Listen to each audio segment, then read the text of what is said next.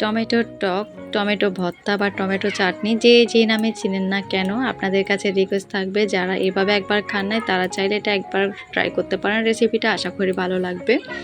আমি এখানে প্রায় 2 কেজি মতো টমেটো নিয়েছি আর আমার হচ্ছে উপকরণ লাগবে বেশ কিছু না, হাতের কাছে যা আছে সেটা দিয়ে আমি আজকে আপনাদের এই রেসিপিটা করে দেখাবো। আশা করি ভালো লাগবে। সম্পূর্ণ ভিডিওটি না টেনে দেখতে থাকুন।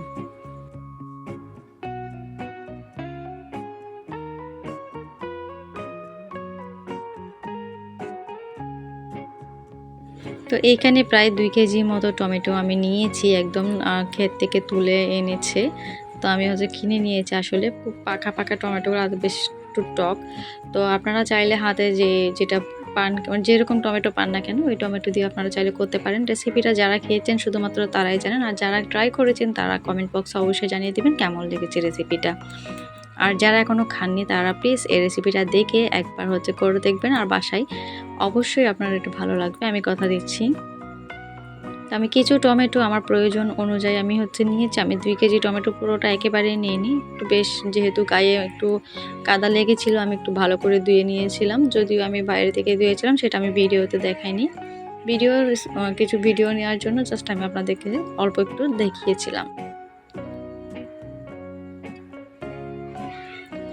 ডিম আর টমেটো দিয়ে যে এত মজার একটা রেসিপি হয়, তাও আবার খুবই কম উপকরণ দিয়ে, সেটা যে আপনারা যদি না বানান একবারও বুঝবেন না। দেখেন আমার প্রায় ভালো করে ধুয়ে নেওয়া হয়েছে। আমি হচ্ছে এখানে নিয়েছি টমেটোগুলো। সাইজ অনুযায়ী আমি কেটে নিয়েছি একদম ছোট ছোট কিউব করে। আপনারা আপনাদের পছন্দ মতো নিয়ে নেবেন।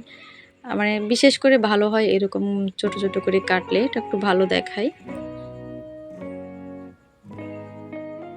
আসলে ভয়েস দেওয়ার সময় অনেক নয়েজ আসতেছে, আপনারা এটা ইগনোর করবেন।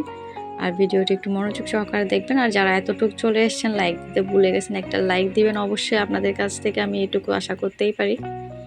আর ভিডিও সম্পর্কে একটা সুন্দর কমেন্ট করে জানাবেন।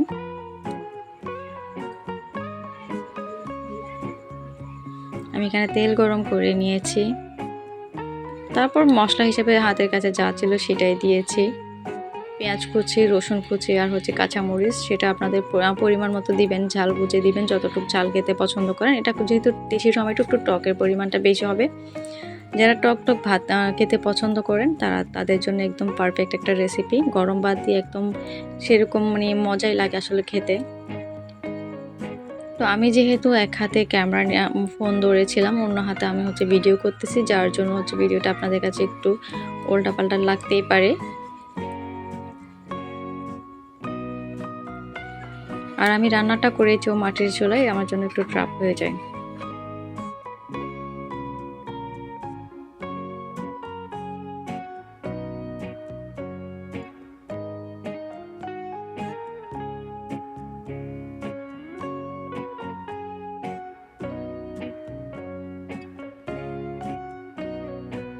তো আমি এখানে সামান্য পরিমাণে হলুদের গুঁড়া আর হচ্ছে মশলার গুঁড়ো, তারপর হচ্ছে সামান্য পরিমাণে মরিচের গুঁড়ো, এটা স্কিপ করবেন। আপনারা চাইলে দিতে পারেন, আবার চাইলে নাও দিতে পারেন, এটা সম্পূর্ণ স্কিপ করবেন। যদি একটু ঝাল খেতে পছন্দ করেন তো আপনারা তাহলে এটা দিতে পারেন, কালারটা একটু ভালো হয়। আমি যেহেতু এটা কাঁচামরিচ দিয়েছি, তো সামান্য একটু পানি দিব, সেটাও আমি একদম ভিডিও শেষে হচ্ছে দেখাবো আপনাদেরকে কেমন হবে রান্নাটা। একটু গ্রেভি গ্রেভি টাইপের হবে আর কি। তো পানিটা দিয়ে ভালো করে টমেটো সিদ্ধ হওয়া পর্যন্ত অপেক্ষা করব। যেহেতু টমেটো খুবই নরম জিনিস, সিদ্ধ হতে সময়ও কম লাগবে। তো আপনারা, আমি কিন্তু এখানে একটু একটু মানে পুরোটা রাখার একটু একটু হালকা হালকা করে রাখার চেষ্টা করেছি। আপনারা চাইলে একদম গলিয়ে সসের মতো করে নিতে পারবেন, সেটা আপনাদের উপর ডিপেন্ড করবে। যেভাবেই রান্না করুন না কেন এটা খেতে যে এত টেস্টি, মানে মুখে লেগে থাকার মতো স্বাদ একদম। যদি আজকে ভিডিওটা দেখে যদি আপনি একবার ট্রাই করেন তাহলে আমার কমেন্ট এখানে এসে বলে যাবেন যে একবার ট্রাই করছেন, কেমন লেগেছে।